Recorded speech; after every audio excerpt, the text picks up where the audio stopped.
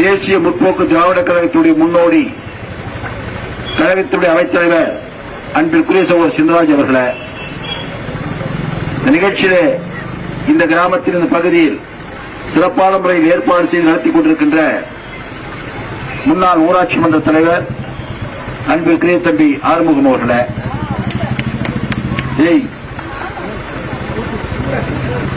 இந்த நிகழ்ச்சியில் பங்கு பெற்றிருக்கின்ற கூட்டுறவு வங்கியுடைய முன்னாள் தலைவர்கள் அன்பிற்குரிய சகோதரர் சண்முகம் அவர்களே, பெரியசாமி அவர்களே, ஒன்றிய குழு உறுப்பினர் அன்பிற்குரிய தம்பி விக்ரம் அவர்களே, இந்த பகுதியுடைய அனைத்து இந்திய அண்ணா திராவிட முன்னேற்ற கழகத்துடைய நிர்வாக பெருமக்களே, கூட்டணி கட்சி நண்பர்களே, குழுமையுள்ள போற்றுவதற்குரிய பெரியோர்களே, அன்பு தாய்மார்களே, சகோதர சகோதரிகளே, பால் உற்பத்தியாளர் ஒன்றியத்துடைய தலைவர் கழகத்துடைய எம்ஜிஆர் செயலாளர் அன்பிற்குரிய தம்பி குப்புசாமி அவர்களே, உங்கள் அத்தனை பேருக்கும் என்னுடைய பணிவு கலந்த வணக்கத்தினை குறித்தாக்கிக் கொள்கின்றேன். நடைபெற இருக்கின்ற நாடாளுமன்ற பொதுத் தேர்தலில் கூட்டணி கட்சியுடைய வேட்பாளராக அன்புக்குரிய சகோதரர் ஜெயபிரகாஷ் அவர்கள் போட்டியிடுகின்றார்கள். அவருக்கு ஒதுக்கியுள்ள சின்னமான இரட்டை சின்னத்திலே வாக்களிக்க வேண்டும் என்று உங்களிடத்தில் நேரடியாக வாக்குகளை சேகரிக்க வந்து கொண்டிருக்கிறோம்.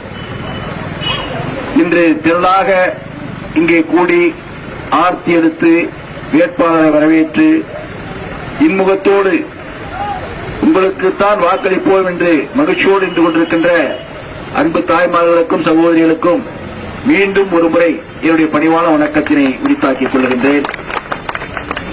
இந்த தேர்தலை பொறுத்தவரையில் உண்மைக்கும் பொய்யுக்கும் நடக்கின்ற தேர்தல். எப்படி என்று சொன்னால், மத்தியிலே ஆட்சி அமைப்பது ஒரு பக்கம் இருந்தாலும் கூட மாநிலத்திலே ஆட்சி நடத்துகின்ற திராவிட முன்னேற்ற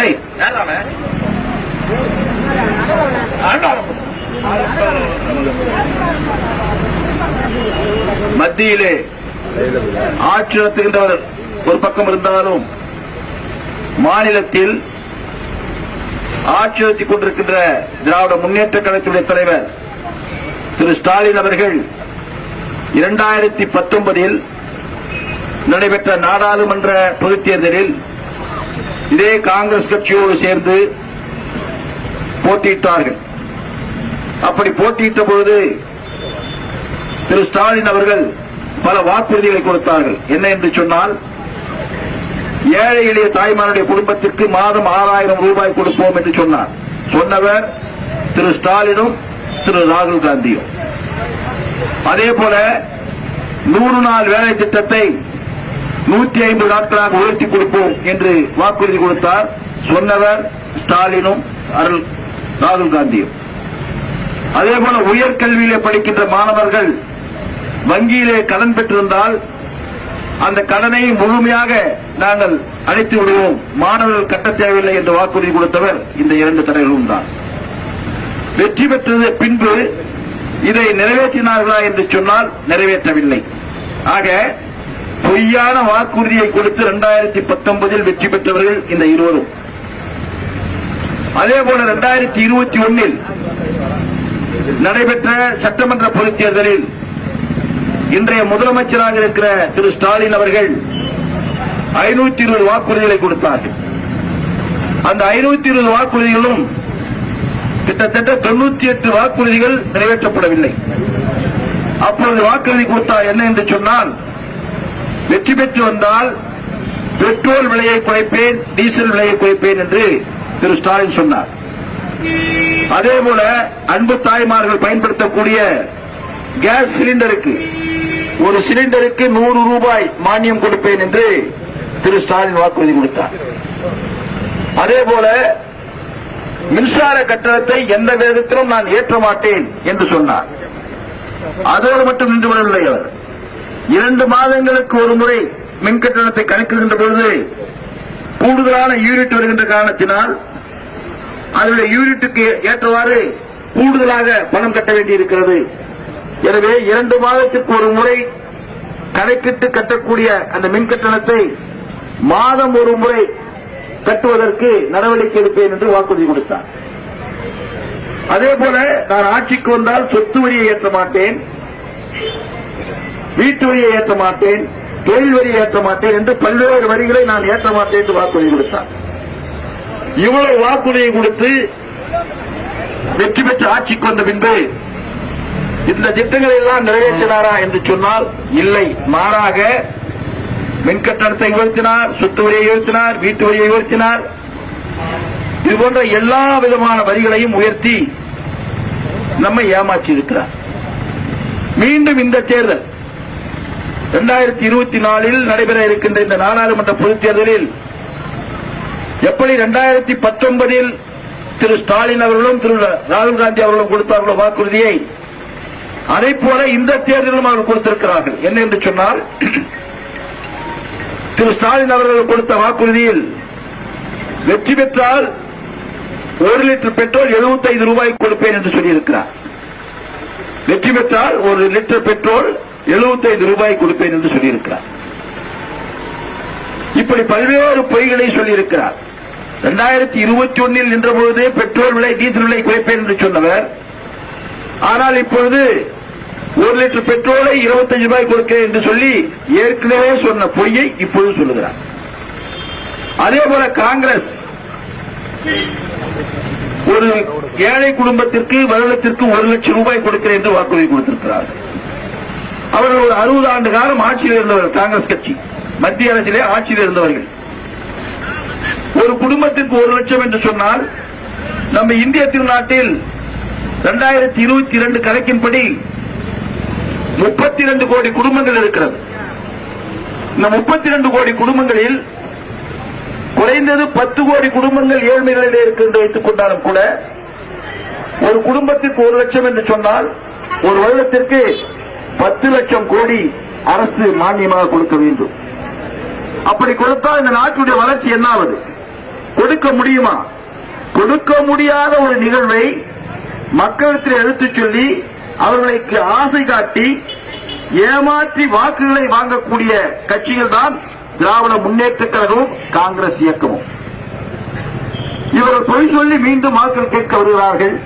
தயவு செய்து அன்பு தாய்மார்கள் ஏமாந்து விடாதீர்கள்.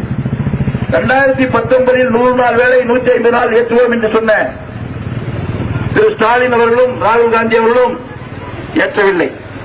பாரதிய ஜனதா கட்சி ஆட்சிக்கு வந்தால் 100 நாள் வேலை எடுத்து விடுவார்கள் என்று சொன்ன காலத்தில்தான் கடந்த நாடாளுமன்ற தேர்தலில் அவர்கள் வெற்றி பெற்றார்கள்.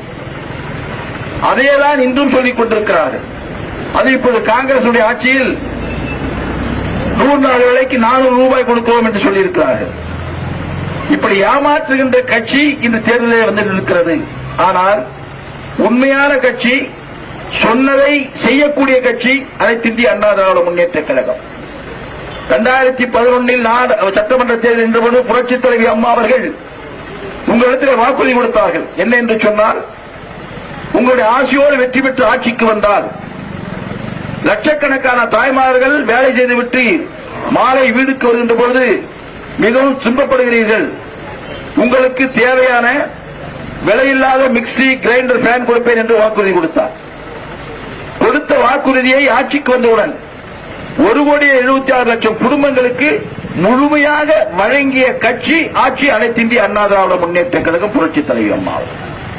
பாருங்க, அதே போல 3 லட்சம் வீடுகள் ஏழைகளுக்கு கட்டிக் கொடுப்பேன் என்று வாக்குறுதி கொடுத்தார். ஆண்டுக்கு 60,000 வீடுகள் வீதம் 5 ஆண்டுகளுக்கு 3 லட்சம் வீடுகள் கட்டிக் கொடுப்போம் என்று சொன்னார். பசுமை வீடுகள் திட்டத்தின் சார்பாக புரட்சித் தலைவி அம்மா அவர்கள் 3 லட்சம் வீடு கட்டிக் கொடுத்தார். ஒரு வீடு 2,25 லட்சம் ரூபாய். இன்று முதலமைச்சராக இருக்கிற திரு ஸ்டாலின் அவர்கள் 520 வாக்குறுதி கொடுத்தாரே, ஒரு ஏழைக்கு ஒரு வீடாவது கட்டி கொடுத்திருக்கிறாரா? ஒரு ஏழைக்கு ஒரு வீடாவது இந்த 3 ஆண்டு காலத்தில் கட்டி கொடுத்திருக்கிறாரா? எதையுமே கட்டி கொடுக்கவில்லை. ஆனால் 3,30,000 கோடி ரூபாய் கடன் பெற்றிருக்கிறார்.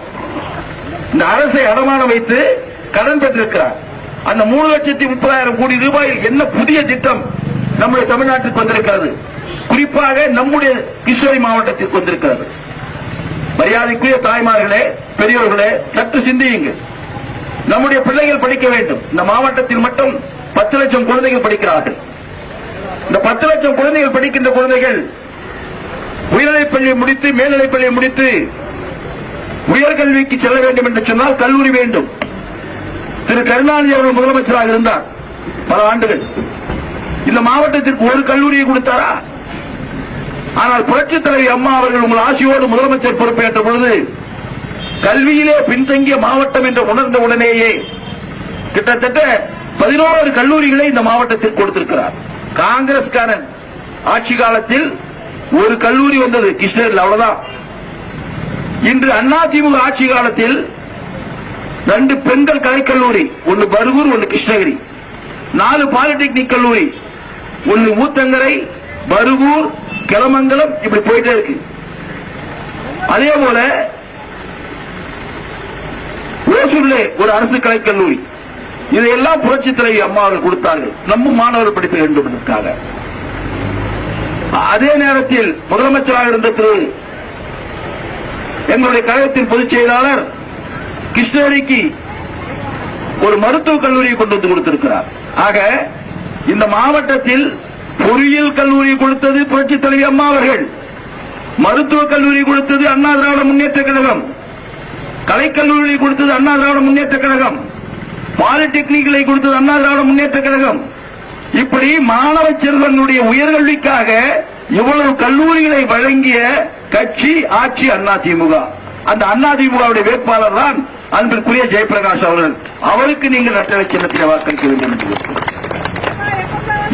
இவ்வளவு மாணவர்கள் படிக்கக்கூடிய வசதியை வாய்ப்பை ஏற்படுத்தி கொடுத்த கட்சி அண்ணா திராவிட முன்னேற்ற கழகம். இவர் ஏதோ சாதிச்சதுன்னு சொல்றார், எதையும் செய்யல. ஆனா ஒரு குழந்தைகளுடைய எதிர்காலம், அந்த குழந்தைக்கு எதிர்காலம் என்பது கல்விதான்.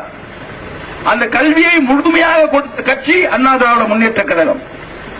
அப்படி கல்வி கற்ற குழந்தைகள் வேலைக்கு செல்ல வேண்டும் என்று முடிவெடுத்தால் அந்த வேலைக்கு செல்லக்கூடிய தொழிற்சாலையையும் கொண்டு வந்தது அதிமுக தான். இன்று பாருங்கள், நம்ம பக்கத்தில் எப்பயாவது ஃபேக்டரி பஸ் வந்து பாத்திருக்கீங்களா? அநேகமா ஒரு 10 வருஷத்துக்கு முன்னாடி நம்ம நெருப்பட்டி ஃபேக்டரிக்கு வண்டி அனுப்புவாங்க, ஜீப் அனுப்புவாங்க, வேன் அனுப்புவாங்க. ஆனா இன்னைக்கு என்ன நிலைமை? பெரிய பெரிய தொழிற்சாலைகள், ஷூ கம்பெனில இருந்து இங்கிருந்து 10,000 15,000 பெண் பிள்ளைகள் வந்து வேலைக்கு போகுது. ஒரு பெண் பிள்ளை வந்து 20,000 ரூபாய் சம்பாதிக்குது. காலையில +2 முடிச்சுட்டா போதும், வேலை கிடைக்குது. அதே மாதிரி ஓலா கம்பெனி, அதுல 10,000 பேர். அதே மாதிரி இங்க டாடா எலக்ட்ரானிக்ஸ், காலையில வருது நம்ம பெண் பிள்ளைகள் யூனிஃபார்ம் ட்ரெஸ் போட்டு ஏறுற வண்டியில, அந்த டாடா எலக்ட்ரானிக்ஸ்ல கிட்டத்தட்ட 50,000 பேர் இப்ப வேலை செய்ய போறாங்க. அந்த கம்பெனி கொண்டு வந்தது அதிமுக ஆட்சியில, நம்முடைய போட்டுக்கூடிய எடப்பாடி ஆட்சியில கொண்டு வந்தது. அதே மாதிரி டெல்டா கம்பெனி இங்க பக்கத்துல இருக்கு, நம்ம குருகுலப்பள்ளியில, அதுல 5000 பிள்ளைகள் வேலை செய்யறாங்க. எல்லாம் சுத்தி பாத்தீங்கன்னா படிச்ச உடனே வேலை கிடைக்கக்கூடிய ஒரு நல்ல சூழ்நிலையை உருவாக்கி கொடுத்த கட்சி ஆட்சி அதிமுக. அதனுடைய வேட்பாளர் தான் அன்பிற்குரிய சகோதரர் ஜெயபிரகாஷ் அவர்கள். அவருக்கு ஒதுக்கியுள்ள சின்னமான இரட்டை சின்னத்தை போடுங்கள். ஏனென்று சொன்னால் அவர் சொல்லுவார், பெருசா பேசுவாங்க, செஞ்சது இது ஒண்ணு இல்ல. நம்ம மாவட்டத்தில் ஏதாவது செஞ்சிருக்காங்களா? ஒண்ணுமே கிடையாது. ஒண்ணு இல்ல. இந்த வடதுபுற கால்வாய் இடதுபுற கால்வாய் காமராஜர் டேம் கட்டி கொடுத்துட்டு போனார், அதோட நின்றுச்சு. 52ல கட்டி கொடுத்தது இந்த காவா. அப்போ அவர் எவ்வளவு வெட்டி விட்டாரோ அதோட நின்று போச்சு. புரட்சி தலைவி அம்மா வந்த பின்னாடிதான் உபரி நீர் வரும்போது வீணா கடல்ல கலக்குது, அந்த காவை எக்ஸ்டெண்ட் பண்ணுங்க, ஒரு 30 கிலோமீட்டர் எக்ஸ்டெண்ட் பண்ணி கிட்டத்தட்ட ஆயிரக்கணக்கான ஏக்கர் நிலங்களை பாசத்தை சொல்லி நூற்றுக்கணக்கான ஏரிகளுக்கு தண்ணி கொடுத்தாங்க. ரெண்டு பக்கமும் நம்ம விவசாயி குடியானவனுக்கு தண்ணி தான் சொத்து. அந்த தண்ணியை பகிர்ந்து கொடுத்தது புரட்சி தலைவி அம்மா அவர்கள், அதிமுக ஆட்சி. தயவு செய்து ரொம்ப யோசனை பண்ணுங்க. யோசனை பண்ணி யார் நமக்கு நல்லா, நீ காலையில நம்ம பிள்ளைகளை அனுப்புங்க. அந்த குழந்தைகளை அனுப்பும் போது சத்துணவு எம்ஜிஆர் கொடுத்தது. அதே மாதிரி அந்த குழந்தைகளுக்கு போடுற டிரெஸ் புரட்சி தலைவி அம்மா கொடுத்தது. எடுத்துன்னு வர புஸ்தகம் விலை இல்லாத, நாம விலைக்கு வாங்குறோமா, புஸ்தகம் அம்மா கொடுத்தது, நோட்டு அம்மா கொடுத்தது, பேனா அம்மா கொடுத்தது, பென்சில் அம்மா கொடுத்தது, எடுத்துன்னு போற பைய அம்மா கொடுத்தது. 8வது இருந்து 9வது போனா சைக்கிள் அம்மா கொடுத்தது. 9வது இருந்து 11வது போனா லேப்டாப் அம்மா கொடுத்தது. ஒரு லேப்டாப் வந்து 15,000 ரூபாய். அந்த லேப்டாப்பை இன்னைக்கு ஸ்டாலின் நிறுத்தி விட்டார். 58 லட்சம் குழந்தைகளுக்கு அந்த லேப்டாப் பயன்படுத்தி இருக்கிறோம். அது பயன்படுத்தினா மேல படிக்கிறதுக்கு அந்த குழந்தைகளுக்கு தானாவே அறிவு வரும். இப்படி அறிவு செல்வத்தை கொடுப்பதற்காக கொடுத்த நல்ல திட்டத்தை கூட இன்று ஸ்டாலின் நிறுத்தியிருக்கிறார். அப்படிப்பட்டவருக்கு உங்கள் ஓட்டு என்பதை சிந்தித்து இன்று நாடாளுமன்றத்தில் குரல் கொடுக்கக்கூடிய அன்புச்சோர் ஜெயபிரகாஷ் அவர்கள் இந்த வேட்பாளர் பத்தி உங்ககிட்ட சொல்லணும். இவருக்கு 5 மொழி தெரியும், 5-6 மொழி தெரியும். ஆங்கிலம் தெரியும், தமிழ் தெரியும், தெலுங்கு தெரியும், ஹிந்தி தெரியும், உருது தெரியும். 6 மொழி தெரியும். எழுத்து நிற்கிற வேட்பாளருக்கு எத்தனை மொழி தெரியும் என்பதோட அவர் பெங்களூர்ல கூட்டியிருக்கார். 3 முறை எம்எல்ஏ இருக்கார். ஒரு சாதாரணமா ஒருத்தன் போய் ஏதோ ஒரு பிரச்சனை போய் எம்எல்ஏ பார்க்க முடியாது. அவரை கேட்டு அவர் ஆபீஸ் வந்தாதான் பார்க்க முடியும், வீட்டெல்லாம் பார்க்க முடியாது. ஆனா நம்மளுடைய அன்பு சோழர் ஜெயபிரகாஷ் அவர்கள் நீங்க எங்கனாலும் பார்க்கலாம், எப்பனாலும் பார்க்கலாம், போன் போட்டா பேசுவார். நம்ம மாதிரி சாதாரண விவசாயி, நம்மோடு இணைந்து வாழக்கூடியவர். அவர் ஒசூர்ல இருக்கிறவர். இன்னொரு வாக்குறுதி கொடுத்திருக்காரு. 6 சட்டமன்ற தொகுதி இருக்கு கிருஷ்ணகிரியில பார்லிமெண்ட்ல. ஒவ்வொரு சட்டமன்ற தொகுதியில எம்பி ஆபீஸ் திறக்கிறேன். 15 நாளைக்கு ஒரு முறை எம்பி ஆபீஸ்க்கு வந்து உட்கார்றேன். அந்த பகுதியில் என்னென்ன தேவை அங்க பெரியவர்கள் தாய்மார்கள் மனு கொடுத்தா அந்த மனு மீது நடவடிக்கை எடுப்பதற்கு நான் எல்லா விதமான முயற்சி செய்வேன் என்று வாக்குறுதி கொடுத்திருக்கிறார். இப்படி இலகுவாக சந்திக்கக்கூடிய வேட்பாளர், நல்ல வேட்பாளர், திறமையுள்ள வேட்பாளர், அந்த வேட்பாளராகிய அன்பு சகோதரர் ஜெயபிரகாஷ் அவர்களுக்கு ஒதுக்கியுள்ள சின்னமான இரட்டலை சின்னத்திலே வாக்களித்து வெற்றியை செலுத்த வேண்டும் என்று பணிவன்போடு கேட்டுக்கொண்டு விடைபெறுகிறேன். நன்றி, வணக்கம்.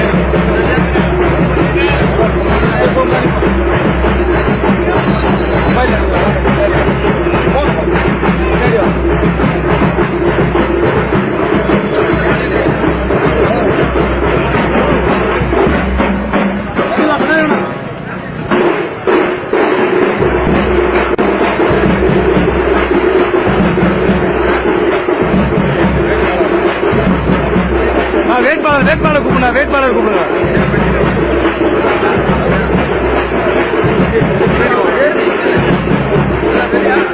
பின்னாடி வாங்க, மொபைல் பின்னாடி வாங்க, தயவு செஞ்சு பின்னாடி வாங்க.